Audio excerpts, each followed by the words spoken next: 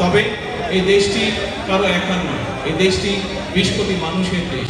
কাজেই আমাদেরকে শিক্ষা দিয়ে গিয়েছেন যে আপনার কিভাবে দেশ গঠন করতে হবে, কিভাবে মানুষের পাশে দাঁড়াতে হবে।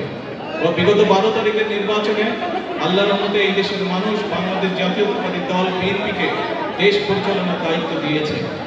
আমরা চেষ্টা করছি আমাদের সর্বোচ্চ শক্তি দিয়ে দেশকে সামনের দিকে এগিয়ে নেওয়ার জন্য।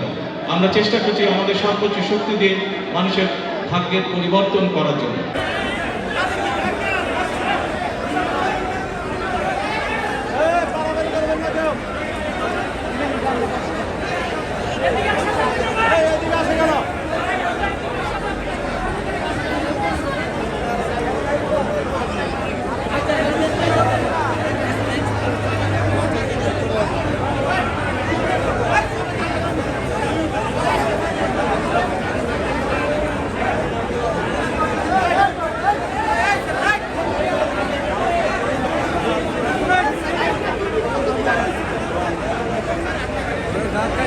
মাননীয় প্রধান অতিথিকে